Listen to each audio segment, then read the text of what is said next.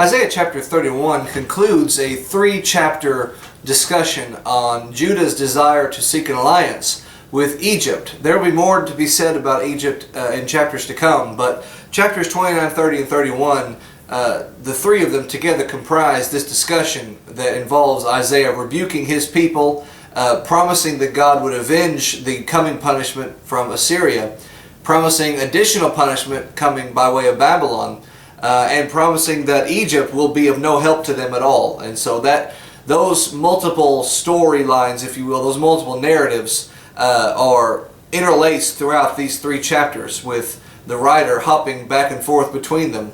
At one point he will rebuke the people for their sin, while at another time he will be promising an era of peace and prosperity after their punishment is over. And then immediately after he will remind them once more that their desire for Egyptian alliance will be futile. It will be fruitless for them. Chapter 31 is a short study, especially compared to the last two, but it wraps up basically the theme that had been ongoing for the past couple of chapters. It begins with Isaiah writing, "Woe to them that go down to Egypt for help," that be of his people he speaks, "and stay on horses, and trust in chariots, because they are many, and in horsemen, because they are very strong.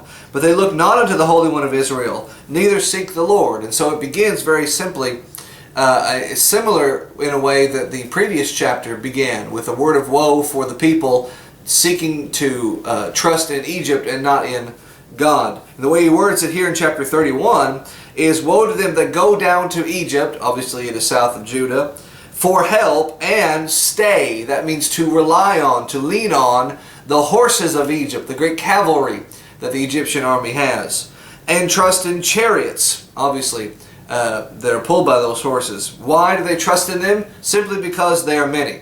Because Egypt has many horses and many chariots, we'll trust in them and not in the one God over us.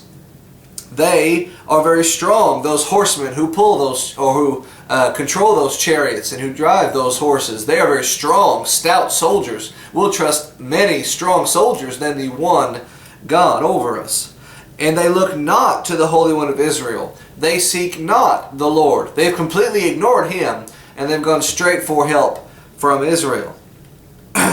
Isaiah says, verse 2, "You plotters, you planners, you schemers, you ambassadors with your treaties, you have thought that you have outsmarted God, that you have come up with this plan all on your own without God's help. You think you're so wise," and he says, "but God is also wise. And He will bring evil, and will not call back His words, and will arise against the house of evildoers, and against the help of them that work iniquity." You think you're so wise, but he says God is also wise, and He will bring hard times to you. Evil, the word is. He will not call back His words. He has promised punishment, and punishment will come. But He instead will arise against the house of evildoers. Often in this letter, and throughout the Old Testament, God's people are called the house of Jacob.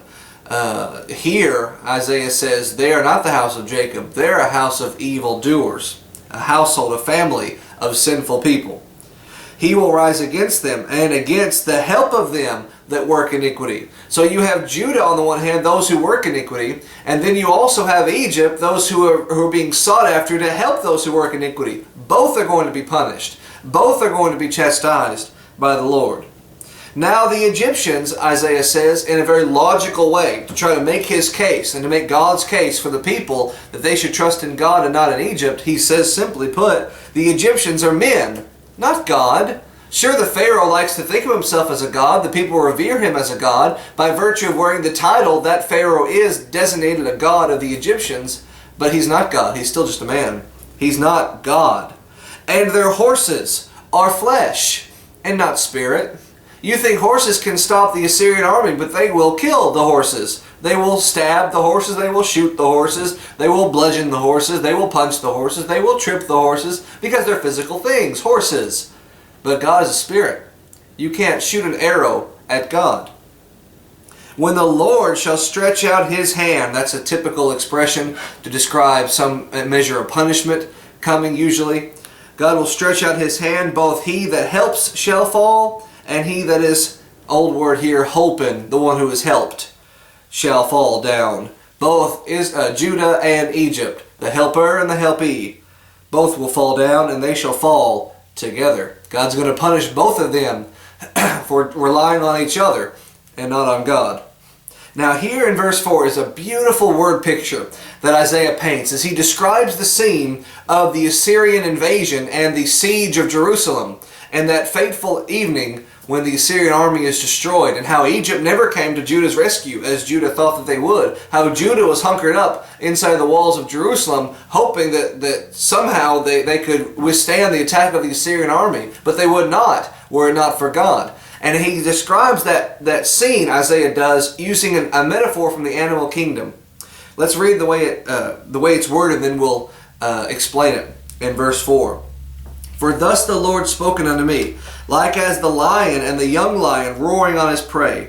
When a multitude of shepherds is called forth against him, he will not be afraid of their voice, nor abase himself for the noise of them. So shall the Lord of hosts come down to fight for Mount Zion, and for the hill thereof. Here's the picture. You have an old lion, a young lion, a prey over which both lions are standing. And then you have a host of shepherds. The old lion and the young lion both want the prey. The shepherds have come to try to defuse the situation, to drive off the lions, but the lions don't listen to the shepherds. The shepherds have no power over the lions. As he describes it, they are not afraid of the shepherd's voice, neither are they abasing themselves. They are not lowering, stooping down in reverence for the shepherds. The shepherds can shake their sticks all they want. The lions aren't paying them any attention. Here is the translation of the metaphor. The old lion is gone. The young lion is Assyria. The prey is Jerusalem. The shepherds are Egypt. Judah is the prey. Jerusalem, they're caught in the middle between God and Assyria. Assyria wants to devour Jerusalem. God, the older lion, wants it for herself. The shepherds over here, they're non-existent. They are no factor at all in this scene. And so Isaiah writes this to say, why are you putting your trust in Egypt? They can't stop the lion of Assyria. They certainly can't stop the lion of God. Both of these two lions are going to fight for the control of Jerusalem, and God is going to prevail. Verse 5. As birds flying, so will the Lord of hosts defend Jerusalem. Defending also he will deliver it, and passing over he will preserve it. Will God win the battle between the two lions? You need not ask. It's obvious. He will defend his city like a mother bird, like a mother eagle soars over the nest while her children are still developing, to make sure that no other prey or invader takes it. He will fly over and defend Jerusalem. Notice the four words he uses to describe God's protection of and God's support of Jerusalem. He says the word defend means to hedge. He will make sure every single possible angle and outlet is covered and protected by him. Defend it. He will deliver it. It means to pluck or to snatch away. The word deliver does. He will snatch Jerusalem out of the jaws of the Assyrian lion. Defend it. Deliver it. He will pass over it. Pass over means to cover, like an eagle does, spreading the wings over her young. He will pass over it with his shadow, and he will preserve it. The city will endure. It will be preserved by God. Can Egypt make that kind of promise? Can they promise to do those things for Judah? No. Nor can they make these promises that we'll see in a few verses when God says exactly what he'll do against Assyria. But right here, look at verse 6. Isaiah says, turn ye unto him, from whom the children of Israel have deeply revolted. Deeply revolted, have committed treason against. They have been treasonous against God. And so Isaiah says, turn unto him, turn from your sins, and turn unto God, you, the children of Israel. That's not an expression you find very often used in the book of Isaiah. He uses children of Judah a lot. Earlier, as we noted, he used the phrase children of evildoers, but here he says, you are God's people. You are the children of Israel. So, turn back to him and stop this gross treason that you're committing.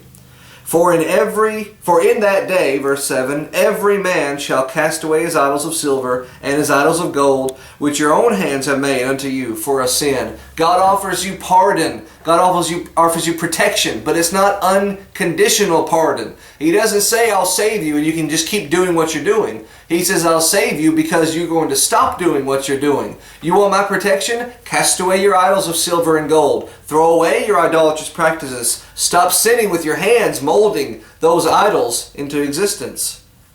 Turn to me. If you do that, verse 8, then shall the Assyrian fall with the sword. Not of a mighty man, and the sword, not of a mean man, shall devour him, but he shall flee from the sword, and his young men shall be discomfited.